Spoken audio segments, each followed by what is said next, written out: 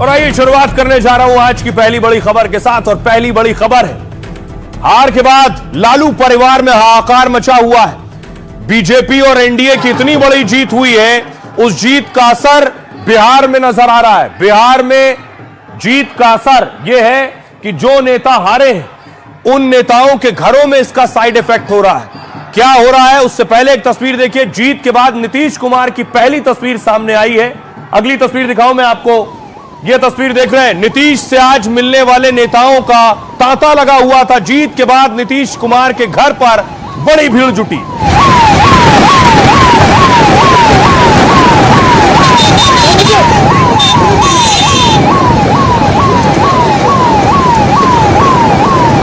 ये तस्वीर आप देख रहे हैं, चिराग पासवान नीतीश के आवास पर पहुंचे उनसे मिलने के लिए, और जेडीयू के एनडीए के दूसरे नेता नीतीश कुमार से मिलने पहुंचे, संजय झा को आप देख रहे हैं।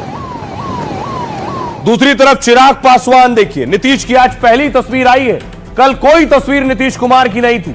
नीतीश कुमार से मिलने चिराग पासवान पहुंचे। नीतीश कुमार की सेहत को, स्वास्थ्य को लेकर बहुत सवाल किए गए, लेकिन नीतीश कुमार पूरी तरह से स्वस्थ दिख रहे हैं, फिट दिख रहे हैं। चिराग पासवान ने उनसे मुलाकात की, शॉल पहनाकर चिराग का स्वागत किया। चिराग ने उन्हें जीत की बधाई और मुबारकबाद दी। तो नीतीश कुमार की यह पहली तस्वीर है नतीजे आने के बाद, जब उनसे मिलने के लिए नेता पहुंचे।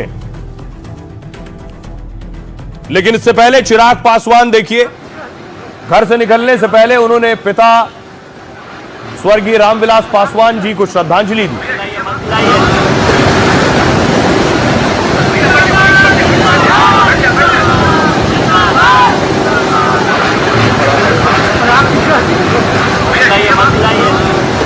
उसके बाद देखिए चिराग पासवान पहुंचे मंदिर, जहां उन्होंने पूजा अर्चना की। चिराग के लिए बड़ी जीत है, 29 सीटें मिली, 19 सीटें जीती हैं उन्होंने।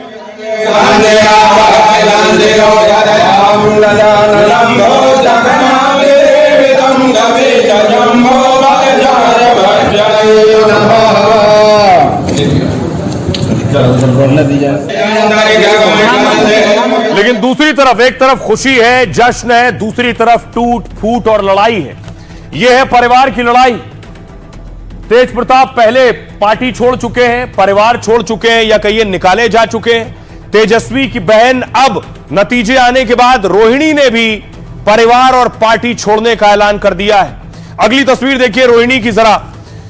तस्वीर ये आप देख रहे हैं, रोहिणी बाकायदा सिंगापुर से आई थी, सिंगापुर से वोट देने आई थी अपनी पार्टी के लिए। ये पूरा परिवार गया था जब वोट देने के लिए। तेजस्वी यादव, उनकी पत्नी, पीछे रोहिणी को आप देख रहे हैं, राबड़ी देवी और लालू प्रसाद यादव। सोचिए, जो रोहिणी आरजेडी के लिए, परिवार के लिए वोट करने आई थी, उन्होंने परिवार और पार्टी क्यों छोड़ दिया नतीजे आने के बाद। अगली तस्वीर देखिए जरा। दूसरी तस्वीर ये देख रहे हैं, ये लालू के साथ रोहिणी को आप देख रहे हैं। रोहिणी ने खुद को परिवार से बेदखल कर लिया है। लेकिन रोहिणी कौन है, तस्वीर मैं आपको अगली दिखाऊं। रोहिणी ने ट्वीट किया बाकायदा कि मैं पार्टी छोड़ रही हूं और मैं परिवार को डिसोन कर रही हूं, यानी परिवार से भी अलग हो गई। क्या यह हार के साइड इफेक्ट है? लालू परिवार में भगदड़ मची है, परिवार का एक एक शख्स परिवार और पार्टी छोड़ रहा है।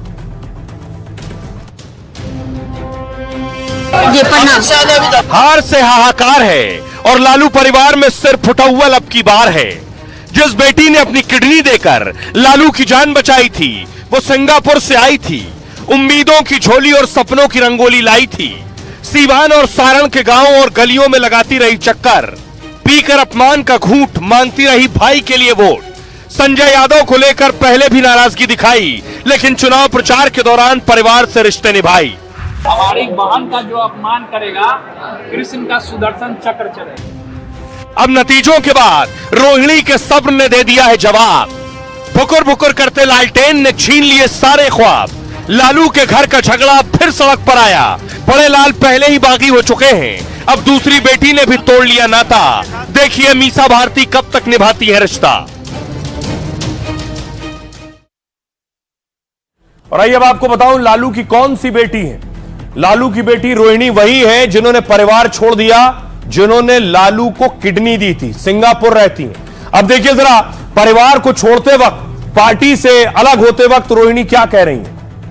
बहुत से लोग कह रहे हैं कि एक एक कर सब पार्टी परिवार छोड़ रहे हैं, लालू यादव ने क्या आंख बंद कर रखी है? चुनाव में करारी हार के बाद लालू परिवार बिखर गया है। लालू को किडनी देने वाली बेटी रोहिणी ने भी पार्टी छोड़ दी है। सोशल मीडिया पर परिवार से रिश्ते तोड़ने का ऐलान किया। रोहिणी चुनाव प्रचार के लिए सिंगापुर से आई पटना। बिहार चुनाव नतीजे आने के 24 घंटे बाद पार्टी छोड़ दी। रोहिणी ने सोशल मीडिया पोस्ट में संजय यादव का नाम लिया। उन्होंने कहा, संजय यादव और रमीज ने मुझसे यही करने को कहा, मैं सारा दोष अपने ऊपर ले रही हूं। रोहिणी पति और बच्चों के साथ सिंगापुर में रहती हैं। 2024 में सारण सीट से लोकसभा चुनाव लड़ा था, लेकिन लोकसभा चुनाव में रोहिणी हार गई थी। नतीजों के बाद संजय यादव को लेकर परिवार में टकराव बढ़ा।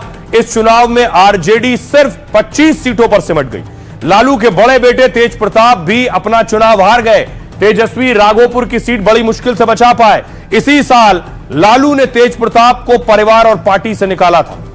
तेज प्रताप ने भी इसके लिए संजय यादव को जिम्मेदार ठहराया था। आपको बताऊंगा संजय यादव कौन है जिसके नाम पर सब पार्टी छोड़ रहे हैं। तेज प्रताप ने कहा था, जयचंदो ने आरजेडी को खोखला कर दिया है। अब रोहिणी के पार्टी और परिवार छोड़ने से घमासान तेज हो गया है। हार के बाद अब तेजस्वी पर सीधे सीधे सवाल उठ रहे हैं।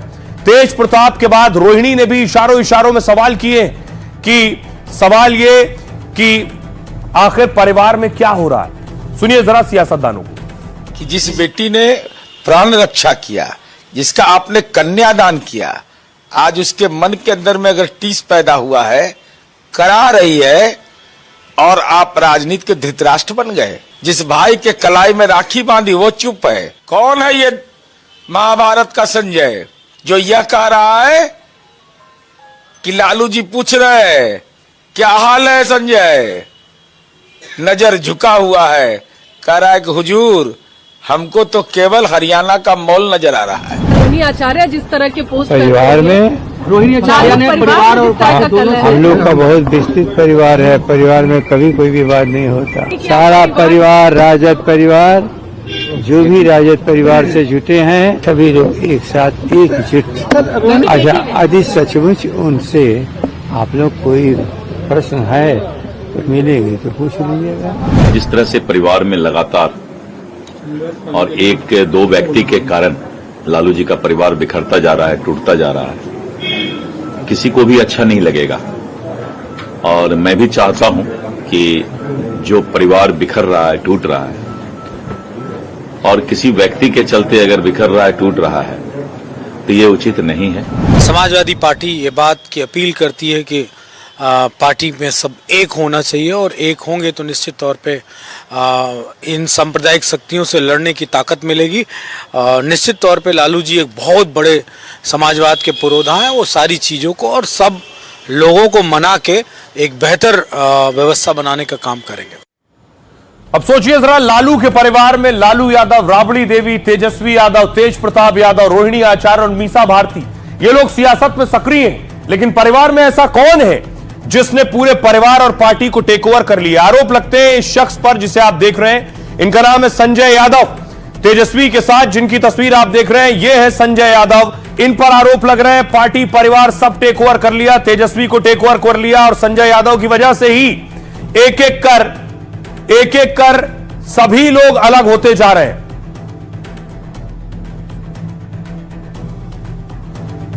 तो अब मैं आपको बताने जा रहा हूं कि आखिर क्यों एक एक कर सब अलग हो रहे हैं। देखिए जरा, शतरंज की बिसात पर परिवार टूट रहा है और इधर तेजस्वी के साथ संजय यादव है।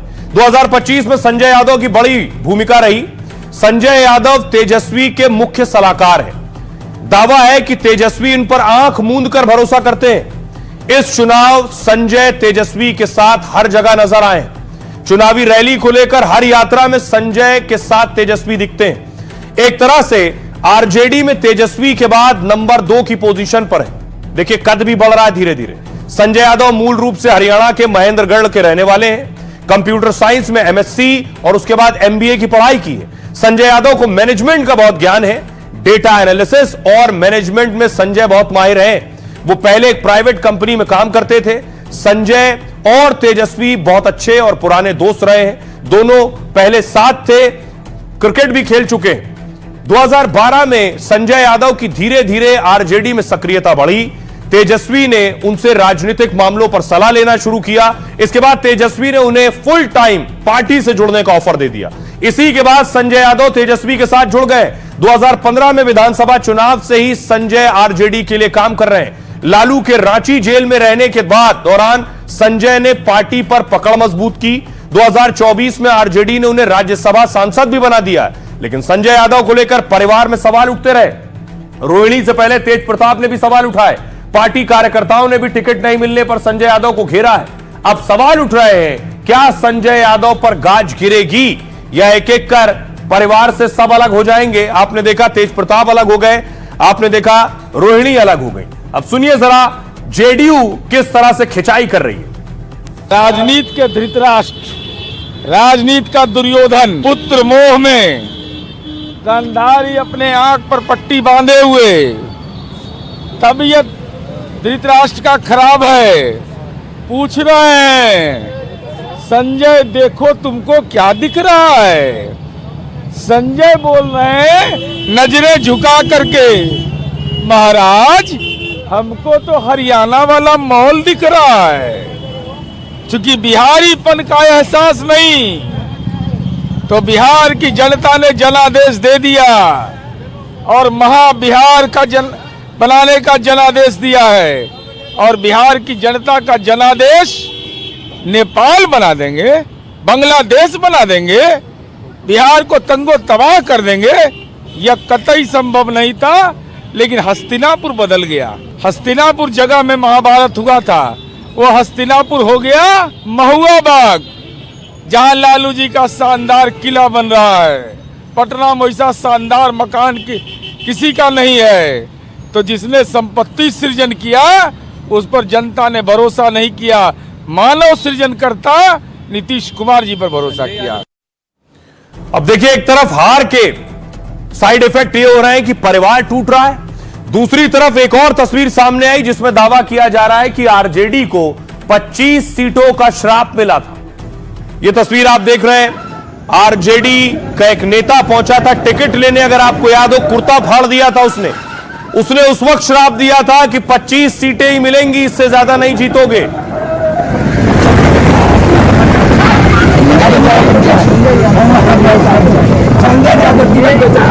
हमको बोला कि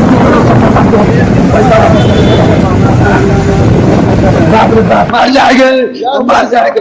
लालू यादव हमको बोले टिकट देने के लिए, मुख्यमंत्री विधानसभा से हैं। बाप रे बाप, 2020 में हम 2000 वोट से हमको हराया गया। लालू यादव बोले कि बहु तू लड़िए इलेक्शन। बाप रे बाप, हम मर जाएंगे। बेटा बेटी का शादी हम नहीं किए। बाप रे, बहुत अन्याय। दलाल को जो टिकट दिया संजय यादव, अरे बाप,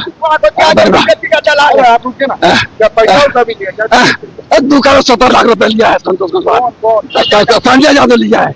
कौन तो सुनील इसका जो है ना दलाल है, इंजीनियर सुनील लिया पैसा। तीसरा बार भी कहेगी तू लड़िया भैया, उनके पति कहेगी तू लड़िया, तू सीट निकाल ले।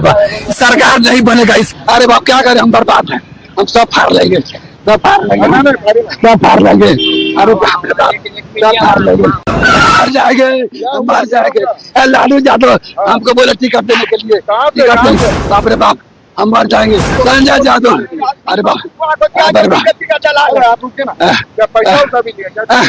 2 करोड़ 70 लाख रुपए लिया है संतोष कुमार, संजय यादव लिया है। मदन शाह भोकार फाड़ फाड़ कर रोए थे और कपड़ा फाड़ फाड़ कर श्राप दिए थे। मीसा भारती कहेगी तू लड़िया भैया, उनके पति कहेगी तू लड़िया, तू सीट निकाल ले। सरकार नहीं बनेगा इसका। ये 25 को बस्ती बन जाएगा लालू तेजस्वी यादव। क्यों? ये बहुत घमंडी है। अरे भेंट नहीं करता लोगों से। श्राप क्या है? कभी लगता है कभी नहीं लगता। इस बार तेजस्वी को लग गया। मदन बाबू की बिलखती आत्मा ने जितनी सीटें तय की थी, लालू की पार्टी एकदम उतने पर ही सिमट गई। श्राप को 100/100 नंबर मिला। तेजस्वी और उनके चाणक्य को मदन बाबू की ऐसी हाय लगी कि 18 नवंबर तो आएगा, लेकिन शपथ ग्रहण समारोह नहीं हो पाएगा। अगर आपको लग रहा है कि हम कुछ भी बोले जा रहे हैं, तो नतीजे से एक दिन पहले का बयान सुनिए। 14 तारीख को रिजल्ट होगा और 18 तारीख को ओथ सेरेमनी होगा। ये निश्चित तौर पे होने जा रहा है। सपनों की आसमानी सरकार में तेजस्वी सीएम बनने वाले थे और मुकेश सहनी उनके डिप्टी, जिन्होंने काफी मेहनत करके अपना नाम तय करवाया था। फिर शपथ ग्रहण के लिए मिठाई, लड्डू और समोसे कचौड़ी भी बनवा डाले थे। जनता का मूड हमने देखा है, माता बहन युवा का सबका हमने मूड देखा है और स्पष्ट है कि अच्छे नंबर के साथ हम लोग सरकार बना रहे हैं। बड़बोले मुकेश सहनी शून्य बटा सन्नाटा साबित हुए, जीरो पर सिमट गए। अब लोग सियासत के शेख चिल्ली नहीं तो और क्या कहेंगे। अब देखिए सवाल उठ रहे हैं, क्या नेता को टिकट नहीं दिया उसका श्राप लग गया जो 25 सीटें मिली हैं? कौन है वो नेता? 18 अक्टूबर को लालू आवास के बाहर जोरदार ड्रामा हुआ। पार्टी ने टिकट नहीं दिया तो सड़क पर नाराजगी जाहिर की, कुर्ता फाड़ कर रोए आरजेडी के लिए, कहा 25 सीटें ही मिलेंगी, भविष्यवाणी करता हूं। नतीजों में भी आरजेडी को सिर्फ 25 सीटें ही मिली हैं। मोतिहारी के मधुबन विधानसभा से आरजेडी टिकट के दावेदार थे। 2020 में आरजेडी ने मधुबन से ही अपना उम्मीदवार बनाया था। 2020 में बीजेपी के राणा रणधीर से ये हारे और दूसरे नंबर पर रहे थे। आरजेडी में सालों से सक्रिय रहे, स्थानीय नेटवर्क बहुत मजबूत है इनका। इस बार आरजेडी ने टिकट काटकर संध्या रानी को उम्मीदवार बनाया। इन्होंने आरोप लगाया कि टिकट 2 करोड़ से ज्यादा में बेचा गया है और 25 सीटों का श्राप भी दिया है। सुनिए सियासतदान क्या कह रहे हैं। एक तरफा इस तरह सुनामी आएगा ये कहां किसी ने दिखाया था। ऐसे परिणाम की कल्पना तो किसी ने नहीं की थी। जनता ने जो वोट दिए थे आखिर वो वोट कहां गए ये किसी को पच ही नहीं रहा है। इसलिए हमने कहा कि इस पर मंथन होगा, इस पर समीक्षा होगी। बिहार की बेहतरी के लिए कुछ ब्लूप्रिंट तेजस्वी जी ने सामने रखा था, पलायन, नौकरी और जो बिहार का हिस्सा बना मानस का, उस पर काम करें। हमारी जो भी संख्या है असेंबली में, हम उस संख्या के आधार पर लगातार मूल्यांकन करते रहेंगे। हार जीत होती है, हर चुनाव में कोई जीतता है कोई हारता है, लेकिन ये जो हार हुआ है ये मेरे जैसे छोटे सामाजिक कार्यकर्ता के समझ के बाहर की चीज है। इसकी गहन समीक्षा होनी चाहिए। पहली बात देखिए, जो आउटकम है ये एक शब्द में कहूँ तो अननेचुरल है, अनएक्सपेक्टेड तो है ही। SIR का एक इम्पैक्ट है, जिस बड़े पैमाने पर 30,000 करोड़ रुपए बांटे गए, बेमिसाल। इससे पहले कभी ऐसा कोई हिंदुस्तान में किसी चुनाव में ऐसा नहीं हुआ। अभी लोकतंत्र में ये गंगा नहीं बह रही है, उल्टी गंगा। SIR भी कह लीजिए या चुनाव से पहले इस तरीके से पैसा बांटना, ये सब कुछ एक तरह से संविधान की भावना के विपरीत है। ये इसको मैं उल्टी गंगा मानता हूं। तो हार के बाद आपने देख लिया लालू परिवार में भगदड़ है, कहीं शराब की बात हो रही है। पीके के कैंडिडेट को भी हार्ट अटैक आ गया।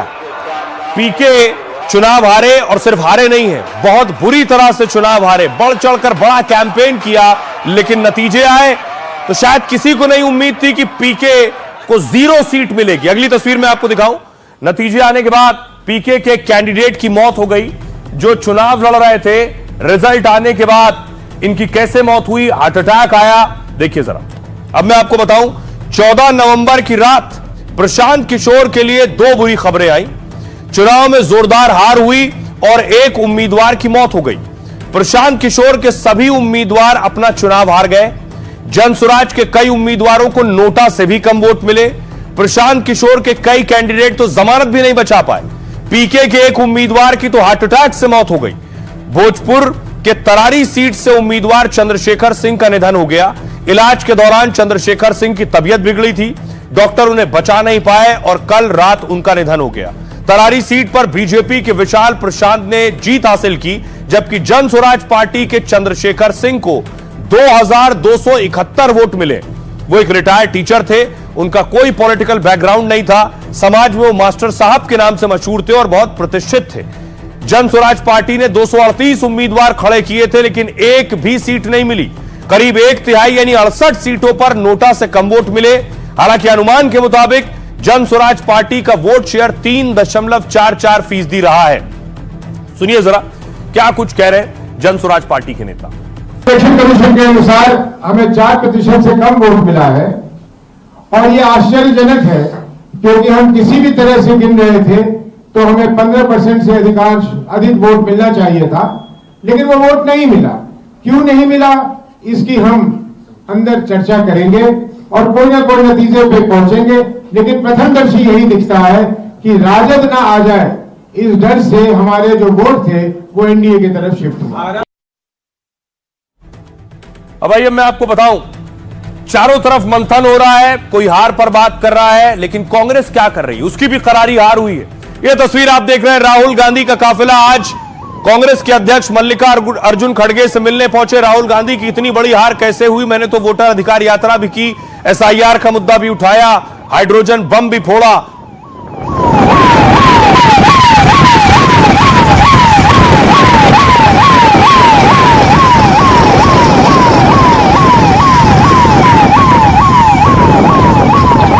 ये तस्वीर आप देख रहे हैं। नतीजे आने के बाद आज राहुल गांधी मल्लिकार्जुन खड़गे साहब के आवास पर पहुंचे। अब हार पर कांग्रेस पार्टी चिंतन और मंथन कर रही है। बिहार में करारी हार पर दिल्ली में कांग्रेस की एक समीक्षा बैठक हुई, रिव्यू मीटिंग। मल्लिकार्जुन खड़गे के आवास पर यह बैठक हुई। राहुल गांधी, केसी वेणुगोपाल और अजय माकन भी इस बैठक में मौजूद थे। सूत्रों के मुताबिक कांग्रेस नेताओं ने लालू तेजस्वी से बात की। बैठक में नेताओं ने चुनाव नतीजों की समीक्षा की। कांग्रेस संगठन की कमियों पर भी चर्चा की गई कि आखिर हुआ क्या। साथ ही आगे की रणनीति को लेकर सुझाव दिए गए। पार्टी ये समझने की कोशिश कर रही है कि इतनी बड़ी हार कैसे हुई। बैठक के बाद चुनाव में गड़बड़ी करने का आरोप लगाया गया। केसी वेणुगोपाल ने कहा कि पार्टी गड़बड़ियों के सबूत इकट्ठा कर रही है। वोट चोरी से जुड़े सबूत 2 हफ्ते में देश के सामने रखेंगे। कांग्रेस ने इस चुनाव में 60 उम्मीदवार उतारे थे, जबकि सिर्फ 6 उम्मीदवार जीत सके। पार्टी का वोट शेयर 8.71% रहा। 2020 में कांग्रेस का वोट शेयर 9.6% था। तब 70 सीटों पर लड़कर 19 सीटें जीती थी कांग्रेस ने, और अब 61 सीटें लड़कर 6 सीटें जीती हैं। आइए अब आपको सुनवाऊं, सुनिए जरा क्या कह रहे हैं सियासतदान। 90% प्लस स्ट्राइक रेट, 90% से ज्यादा स्ट्राइक रेट ये भारत में कभी नहीं हुआ। हम पूरा डेटा खंगाल रहे हैं, 2-3 हफ्ते में सबूत के साथ आएंगे। चुनाव आयोग पूरी तरह से संदेह के घेरे में है। Electioneering is completely questionable. Ticket का बंटवारे का अंत तक चलना, अंतिम दिन तक सिंबल बांटना, ये सब गड़बड़ियां हुई हैं कि अंतिम दिन तक टिकट का बंटवारा क्यों हो रहा है और फिर फ्रेंडली फाइट क्यों जाना पड़ रहा है। जब गठबंधन हो रहा है तो उसमें फ्रेंडली फाइट का जगह नहीं होना चाहिए। ये तो भारी गलती थी। बिहार कांग्रेस के जो भी सीनियर लीडर्स थे, ये तो लगता था कि बाहर से सब लोग आके जैसे लगता है कि ठेका पर दे दिया गया हो, उस तरह की कहानी हुआ, और ऐसा मैंने कभी चुनाव में देखा नहीं। सवाल खड़ा किया जा रहा है विपक्ष के द्वारा। तो बिहार के लोग जब हार गए तो कुछ न कुछ तो ऐसे लोग जो हारे हैं कुछ न कुछ नैरेटिव तो गढ़ेंगे ना। तो ये नैरेटिव गढ़ रहे हैं।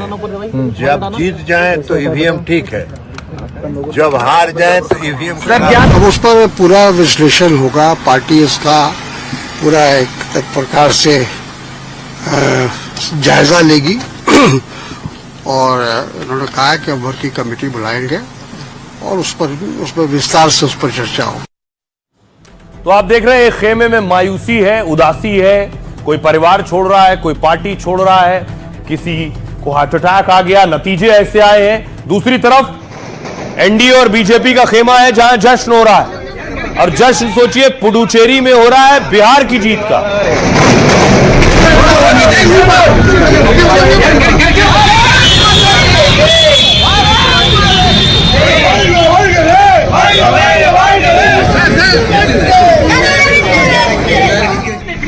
अब देखिए जरा, ये जीत ऐसे ही नहीं हुई है। इस जीत के पीछे की कहानी क्या है ये मैं आपको बताता हूं।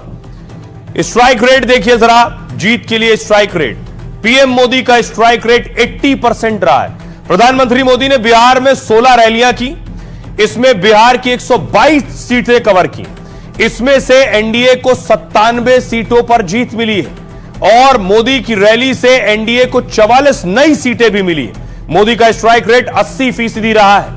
अगला नाम है गृहमंत्री अमित शाह का, 89% का स्ट्राइक रेट। गृहमंत्री अमित शाह ने 28 रैलियां की हैं और अमित शाह ने 141 सीटों को कवर किया। इसमें एनडीए को 125 सीटों पर जीत मिली। अमित शाह का स्ट्राइक रेट 89% का रहा है। योगी आदित्यनाथ ने बिहार में 25 रैलियां की और योगी ने कुल 122 सीटों को कवर किया। इसमें एनडीए को 98 सीटों पर जीत मिली, 98। योगी का स्ट्राइक रेट 80% का। नीतीश कुमार देखिए, नीतीश कुमार ने 84 रैलियां की हैं। नीतीश ने प्रचार के दौरान पूरे 243 सीटों को कवर किया। इसमें एनडीए को 202 सीटों पर जीत मिली। नीतीश का स्ट्राइक रेट 83% का रहा है। अब आइए जरा विरोधियों की बात करिए। राहुल गांधी ने बिहार में की 15 रैलियां। राहुल ने इस दौरान 86 सीटों को कवर किया और इनमें 13 सीटों पर महागठबंधन की जीत हुई। 86 में 13। राहुल का स्ट्राइक रेट 15% का रहा। तेजस्वी यादव बिहार में सबसे ज्यादा रैली अगर किसी ने की हो तो तेजस्वी है। बिहार में कुल 183 रैली तेजस्वी ने अकेले की है। इसमें महागठबंधन को सिर्फ 35 सीटों पर जीत मिली। तेजस्वी का स्ट्राइक रेट 14% के करीब रहा है। यह था नेताओं की ताकत, जो ग्राउंड पर जाते हैं, रैलियां करते हैं। ये भी बताता है कि इनकी रैलियों का असर कितना होता है। सुनिए सियासतदान। डबल इंजन की सरकार, उनके द्वारा विकास का काम जो चल रहा है उसके लिए, और हमारे प्रधानमंत्री जी का कुशल नेतृत्व, मुख्यमंत्री जी का जो कुशल नेतृत्व है, इसके लिए बिहार की जनता का आशीर्वाद है। अच्छा काम सरकार ने किया है, लोगों ने समर्थन किया है। बहुत बड़ा मैंडेट मिला है और पूरा एनडीए और जनता दल यूनाइटेड हमारी पार्टी विनम्रता से इस मैंडेट को स्वीकार करती है। इतना हम जरूर कहते हैं, जो हमारे नेता नीतीश कुमार जी ने, पूरा एनडीए ने जो मैनिफेस्टो निकाला और जो प्रॉमिस किया, 5 साल में एक प्रॉमिस को हम लोग पूरा करेंगे। जिस तरह का मैंडेट मिला है उसके बाद एक साइकोलॉजिकल प्रेशर भी सरकार पर भी रहेगा और कार्यकर्ताओं पर भी। और जो भारतीय जनता पार्टी ने, जनता दल यू ने, या और जो हमारी सहयोगी पार्टी है, जो भी वायदे किए हैं वो अक्षर से पॉइंट बाय पॉइंट वो इम्प्लीमेंट किए जाएंगे। स्पष्ट है कि जनता विकास पर विश्वास करती है और जो व्यक्ति विकास के सारथी होते हैं, जनता उसके साथ चलती है। और मैं बिहार की जनता को इसके लिए बधाई देता हूं कि उन्होंने विकास की रफ्तार को बनाए रखने के लिए बिहार के मैंडेट दिया है। तो सिर्फ पुडुचेरी नहीं, जहां जश्न हो रहा था, जब नतीजे आ रहे थे तो अयोध्या में पूजा पाठ और प्रार्थना हो रही थी। अब अयोध्या में जश्न हो रहा है। आज अयोध्या में जश्न हुआ और लड्डू बांटे गए। जो पुजारी और संत उस वक्त पूजा पाठ कर रहे थे, आज वो मिठाई लेकर सड़कों पर मिठाइयां बांट रहे थे।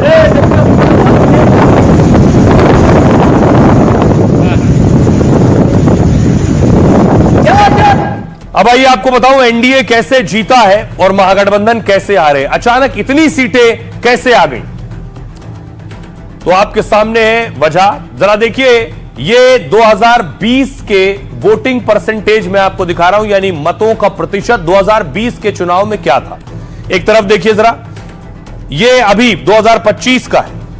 19.8% वोट बीजेपी को मिले हैं, 15.7% वोट जेडीयू को और हमको 0.9% वोट। ये 2020 का वोटिंग परसेंटेज मैं बता रहा हूं।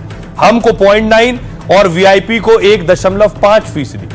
दूसरी तरफ देखिए, महागठबंधन को, आरजेडी को 23.5%, कांग्रेस को 9.1 और लेफ्ट को 4.5%।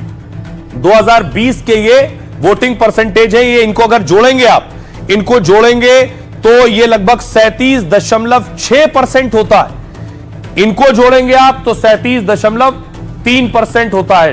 तो यानी जो दोनों का वोट डिफरेंस था 2020 में लगभग बराबर था, यानी 37 इधर भी और 37 इधर भी।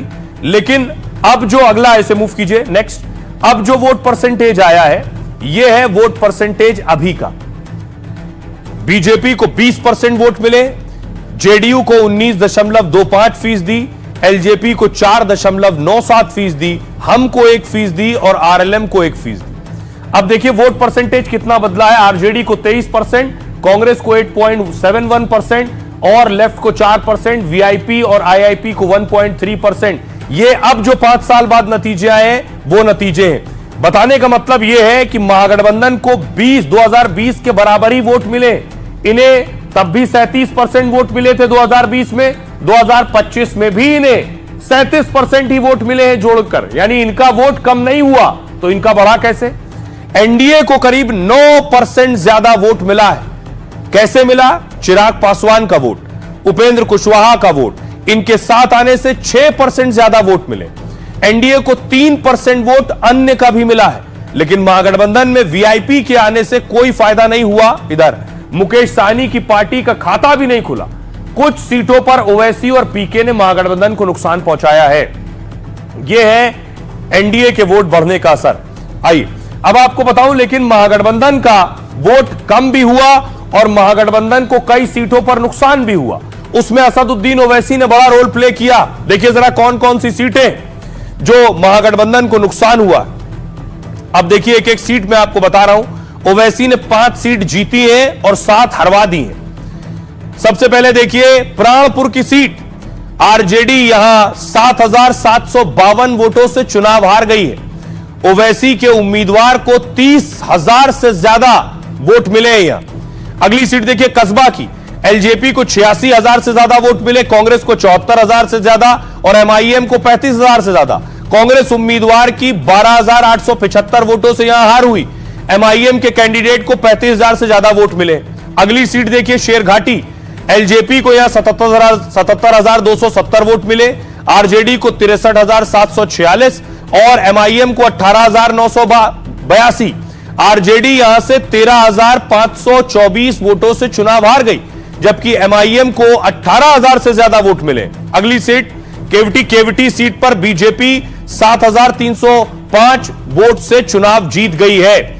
एमआईएम के उम्मीदवार को देखिए यहां 7,474 वोट मिले हैं। यह है एमआईएम की स्थिति। मतलब अगर ये वोट नहीं कटते तो आरजेडी ये सीटें जीत सकती थी। अगली सीट देखिए दरभंगा ग्रामीण, जेडीयू को 80,624 वोट मिले, आरजेडी को 62,223 और एमआईएम को 17,008। इस सीट पर आरजेडी करीब 18,000 वोट से आ रही है, जबकि एमआईएम को 17,000 वोट मिले हुए। महुआ सीट, एलजेपी को 87,641 वोट, आरजेडी को 42,644 और एमआईएम को 15,783। इस सीट से तेज प्रताप भी चुनाव मैदान में थे। हुआ क्या? तेज प्रताप 35,703 वोट लेकर तीसरे नंबर पर आए।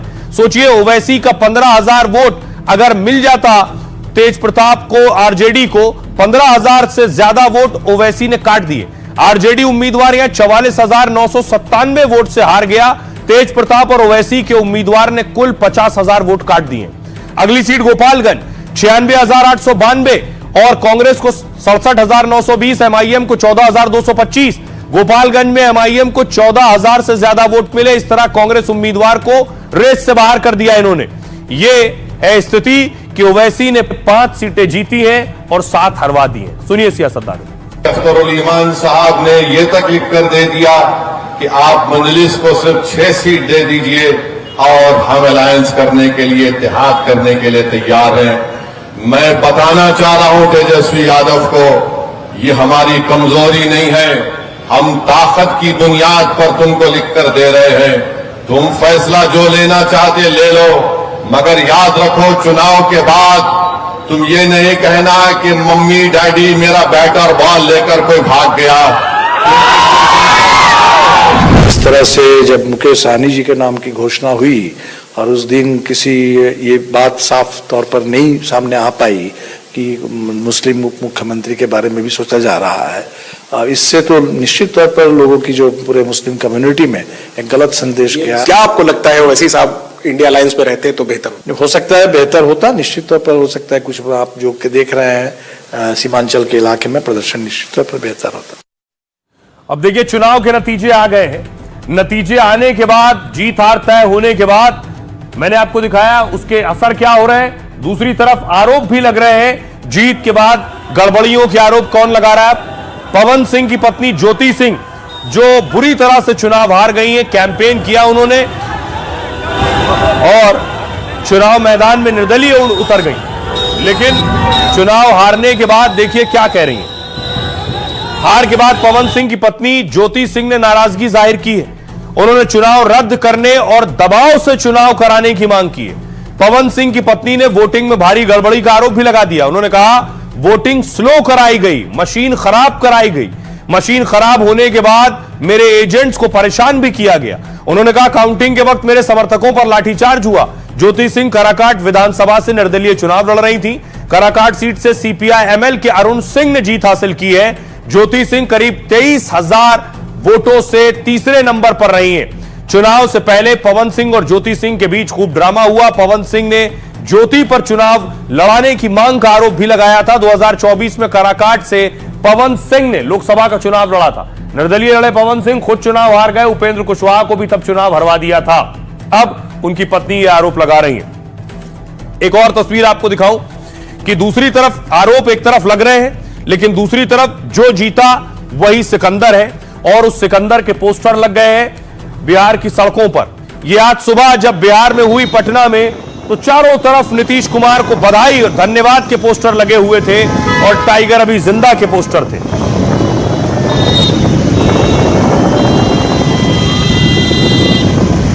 तो बड़ी महाजीत के बाद अब बारी है शपथ की कि आखिर नीतीश कुमार शपथ कब लेंगे। नीतीश कुमार से आज सारे बड़े नेता मिलने पहुंचे, लेकिन देखिए शपथ कब ले रहे हैं नीतीश कुमार। गर्दा उड़ाने वाली जीत के बाद शपथ की तैयारी है।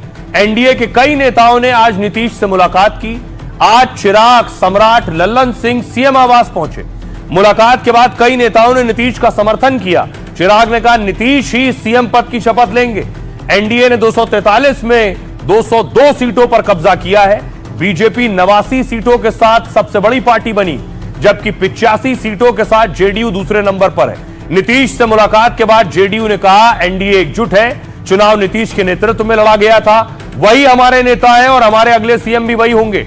एनडीए ने सीएम चेहरे का ऐलान नहीं किया। बीजेपी में अंदर खाने सीएम को लेकर चर्चा है, क्योंकि बीजेपी बिहार में इस बार नंबर 1 पार्टी है। विधायक दल की बैठक में नेता का फैसला होना है। 22 या 24 नवंबर को शपथ ग्रहण समारोह हो सकता है। खबर यह है, सुनिए जरा क्या कह रहे हैं नेता।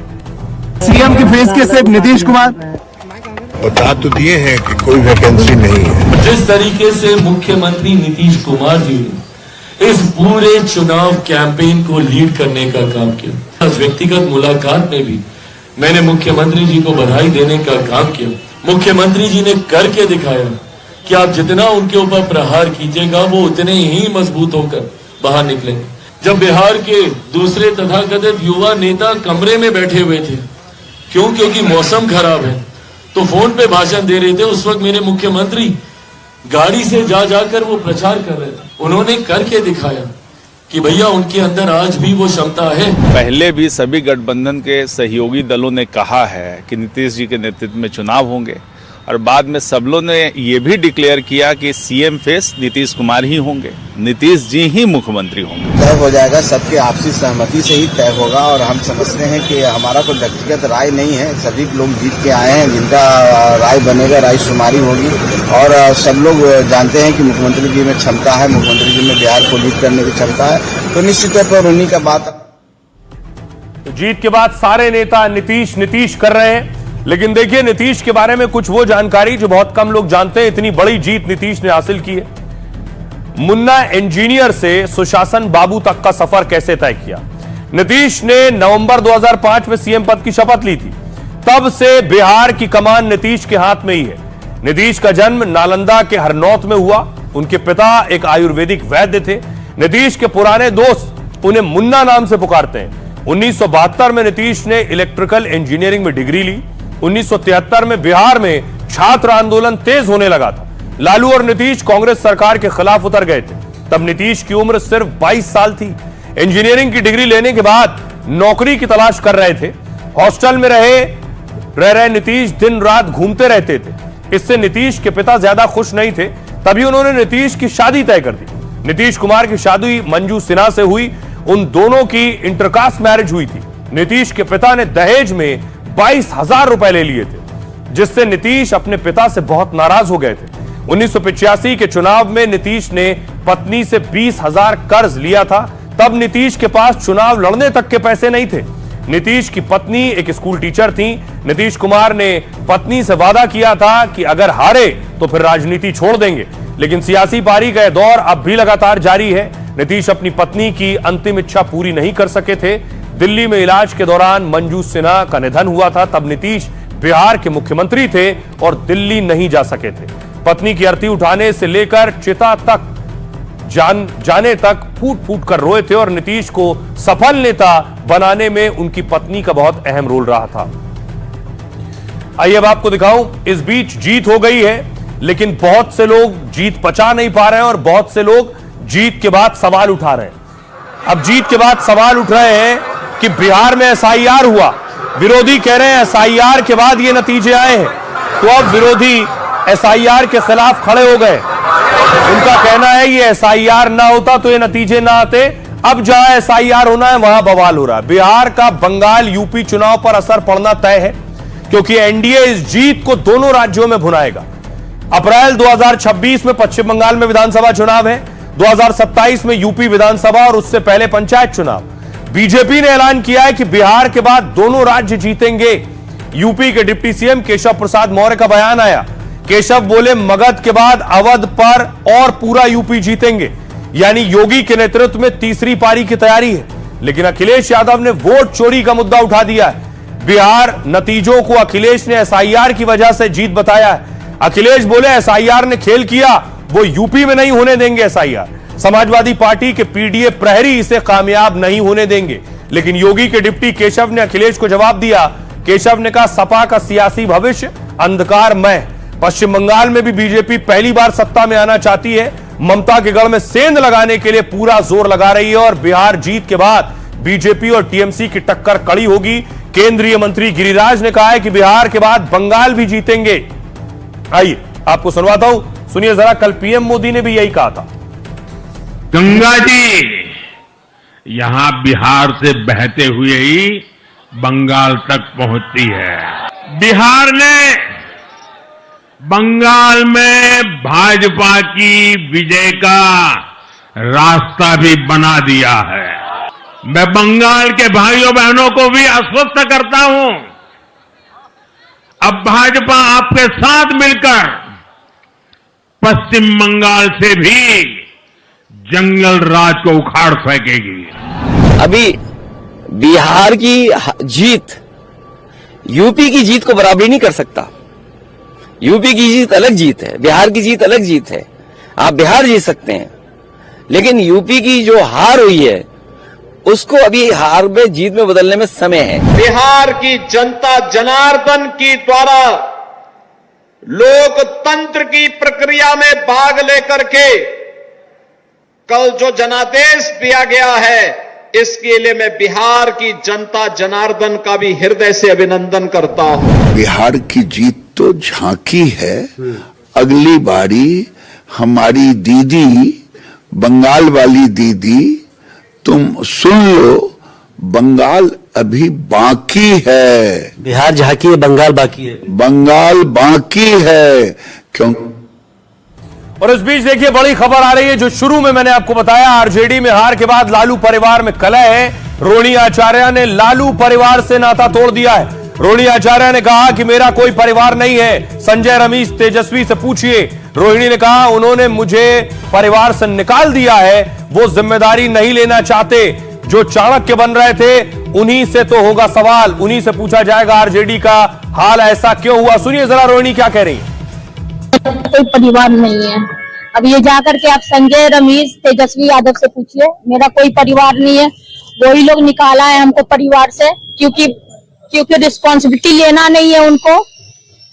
पूरा दुनिया बोल रहा है जो चाणक्य बनेगा तो चाणक्य से आप सवाल पूछिएगा। जब कार्यकर्ता चाणक्य से सवाल कर रहा है, पूरा देश दुनिया सवाल कर रहा है कि पार्टी का ये ऐसा हाल क्यों हुआ।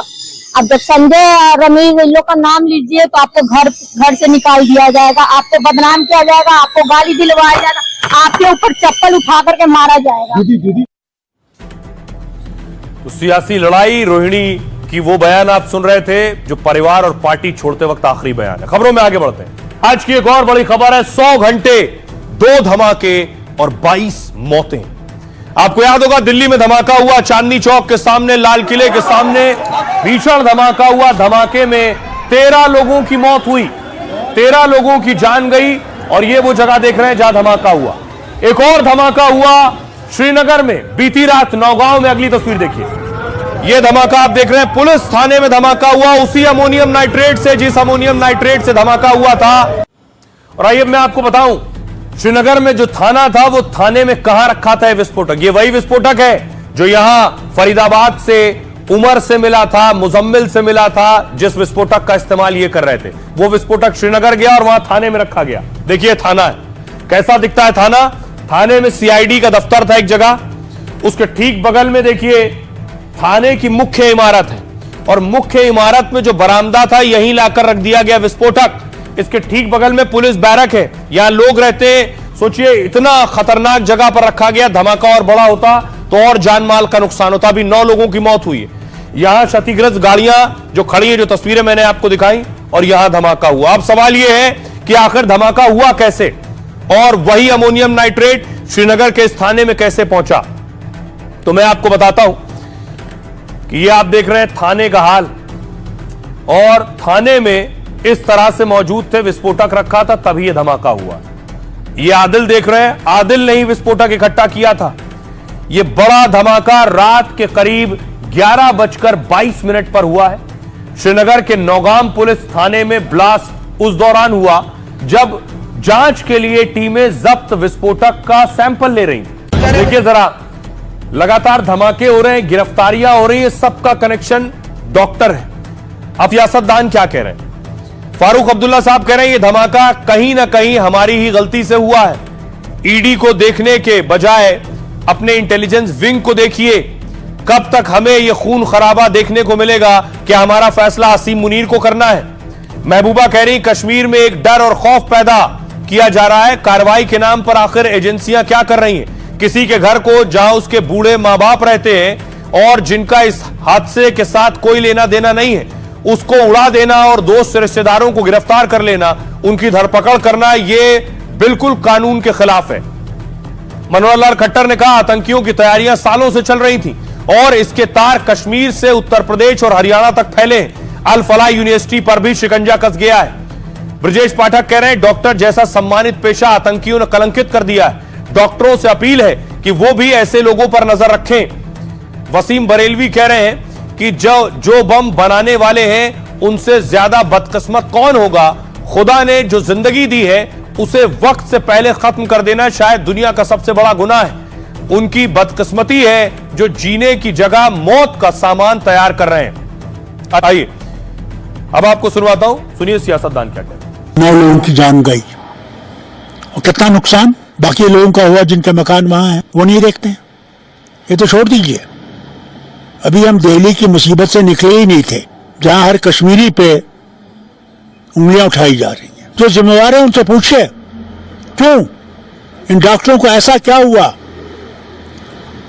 कि इन लोगों को यह रास्ता इख्तियार करना पड़ा। दुख है इस बात का कि बहुत सारी जानें चली गई और उनके लवाहिकीन के साथ हमदर्दी है और क्या कह सकते हैं।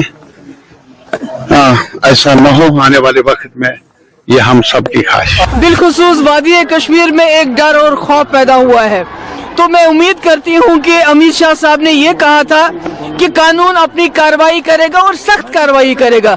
हम भी चाहते हैं सख्त कार्रवाई हो और कानून के मुताबिक हो।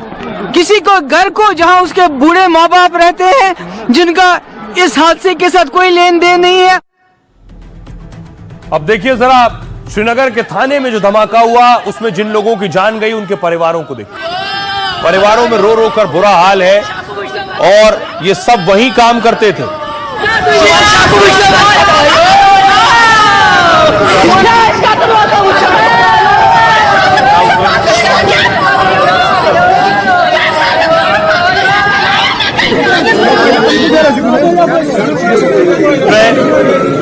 जो उस थाने में मौजूद था शफी, उसकी मौत हुई, उसके जनाजे की तस्वीर।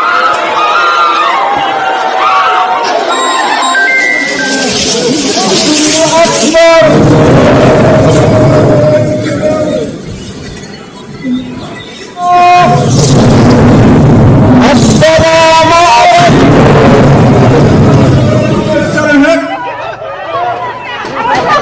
बाद महिलाओं ने प्रदर्शन किया है, वो उस जगह जाना चाह रही थी जहां धमाका हुआ।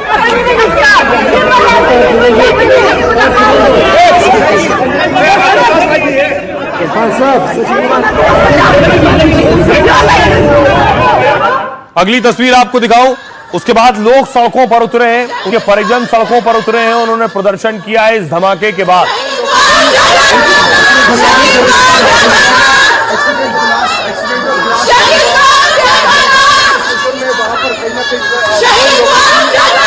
देखिए जरा इसमें किन किन लोगों की जानें गई हैं। लगभग 9 लोग मारे गए। कौन है वो? सबसे पहले देख रहे हैं इंस्पेक्टर अरशद। विस्फोटक की जांच में अरशद शामिल थे।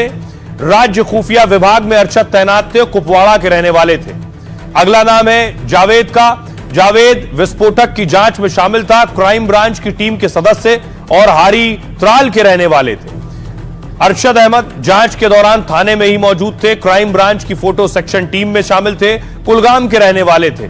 एजाज विस्फोटक की जांच कर रहे थे, उस वक्त एफएसएल की टीम में शामिल थे एजाज और गलीलाबाद के रहने वाले। विस्फोटक की जांच कर रहे थे मोहम्मद अमीन, एफएसएल टीम के सदस्य थे, बेमीना के रहने वाले थे। अगला नाम है शौकत अहमद भट्ट का। विस्फोटक की जांच टीम में वो भी शामिल थे, एफएसएल श्रीनगर टीम के सदस्य थे और कमरवारी के रहने वाले थे। यह है मुजफ्फर अहमद खान, जांच के दौरान थाने में मौजूद थे, नटीपोरा के नायाब तहसीलदार, बडगाम के रहने वाले थे। अगला नाम है टेलर मोहम्मद शफी का, जो विस्फोटक आया तो मदद करने पहुंचे थे, अमोनियम नाइट्रेट के लिए थैली लेकर गए थे, नौगाम के ही रहने वाले थे। सुहेल अहमद विस्फोट आया तो थाने पहुंच गए थे विस्फोटक जब पहुंचा और इलाके में चौकीदारी का काम करते थे, नटीपोरा के रहने वाले थे। आइए सुनवाता हूं, सुनिए जरा स्थानीय लोग क्या कह रहे हैं। ये गरीब आदमी, इसके साथ इंसाफ होना चाहिए, इसके साथ इंसाफ होना चाहिए। ये कौम के लिए शहीद हो गया, ये हिंदुस्तान के लिए शहीद हो गया। इसको इंसाफ दे दो, इसको इंसाफ दे दो, इसको इंसाफ चाहिए। मेरा 20 के करीब टाइम था, एक जोरदार धमाका हुआ कि हमारे अंदर हम हिल गए थे। कयामत थी, छोटी कयामत नहीं बोलते, ऐसा था। पूरा धुआं ही धुआं था, सारा पूरा धुआं था, लाशें थी, सर थे। जब धुआं उड़ गया तो हम डर गए, हमारे पता था हमारा बाप है थाने में, हम दौड़ गए और उधर था आगे आग। फिर हमने ढूंढ लिया 2 बजे तक रात के, पर हमें कहीं नहीं मिला। मेरा बेटा बेचारा नौकरी कर रहा था, नौकरी के सिलसिले में आज ये दुख भरी कहानी हमने सुनी। ये जो न्यूज आ गई तो पूरा गाँव जो है मातम छा गया पूरे गाँव में। मोहम्मद शफी को कल पूरा दिन, फ्राइडे के दिन सवेरे इनको ले गए हैं किसी काम के लिए। हमें अब मैं आपको बताऊं कि इस पूरे हमले का अमोनियम नाइट्रेट इकट्ठा करने का मास्टरमाइंड है ये शख्स। इसका नाम है डॉक्टर मुजफ्फर। दुबई बैठा है और दुबई से भारत में नेटवर्क चला रहा था। पहली बार इसकी तस्वीर आप देख रहे हैं, अब तक ये सीन में नहीं था। ये मुजफ्फर कौन है, आइए मैं आपको इसके बारे में बताता हूं और ये किस तरह से भारत में बड़ी साजिश को अंजाम देने की तैयारी में था। यह है मुजफ्फर और यह है मुजफ्फर का भाई अदील। डॉक्टर मुजफ्फर नाम का शख्स व्हाइट कॉलर टेरर मॉड्यूल चला रहा था, यानी डॉक्टर्स को आतंकी बना रहा था। एजेंसियों का मानना है कि मुजफ्फर इस टेरर नेटवर्क का मुखिया है। डॉक्टर मुजफ्फर काजीगुंड का रहने वाला है और यह जो अदील पहले पकड़ा गया, इसका बड़ा भाई है ये अदील उन 8 आरोपियों में शामिल है जो गिरफ्तार किए गए। दावा है कि मुजफ्फर दुबई से बैठकर पूरा नेटवर्क चलाता है, आतंकियों के लिए पैसों को लेकर लॉजिस्टिक तक का इंतजाम करता है। पुलिस के मुताबिक अदील को कट्टरपंथी बनाने में मुजफ्फर की बड़ी भूमिका थी। उसी ने अदील की उमर, मुजम्मिल और मौलवी इरफान से मुलाकात करवाई थी। एजेंसियों को शक है कि दिल्ली ब्लास्ट का आदेश भी मुजफ्फर ने दिया था। मुजफ्फर भारत से दुबई फिर वहां से अफगानिस्तान भाग गया था, लेकिन वो आतंकियों और हैंडलर्स के बीच लिंक का काम कर रहा था। दावा है उकाशा नाम के जैश के हैंडलर के संपर्क में मुजफ्फर था। दरअसल 2022 में मुजफ्फर और मुजम्मिल ने तुर्की की यात्रा की थी। अदील के साथ एक मुजम्मिल भी पकड़ा गया था, दोनों गए थे तुर्की। तब मुजफ्फर और मुजम्मिल की तुर्की में उकाशा नाम के शख्स से मुलाकात हुई। यहीं पर फंडिंग और ऑपरेशन का रूट और हमले की प्लानिंग तय हुई। तुर्की से लौटने के बाद मुजम्मिल फरीदाबाद की यूनिवर्सिटी में पढ़ाने लगा और अदील की पोस्टिंग अनंतनाग से सहारनपुर में कराई गई। इसके बाद ही आतंकी डॉक्टरों के ग्रुप की देश भर में गतिविधियां बढ़ गईं। आतंकियों का यह पूरा ऑपरेशन अफगानिस्तान से कंट्रोल होता था, इसलिए जम्मू कश्मीर पुलिस सीबीआई के जरिए इंटरपोल से मदद ले रही है। मुजफ्फर के खिलाफ रेड कॉर्नर नोटिस जारी करने की तैयारी हो रही है, क्योंकि मुजफ्फर की गिरफ्तारी से ही इंटरनेशनल कनेक्शन खुल सकता है। यह है मास्टरमाइंड जिसे तलाशा जा रहा है। बहरहाल आज के लिए इतना ही। अपना और अपनों का बहुत बहुत ख्याल रखिए।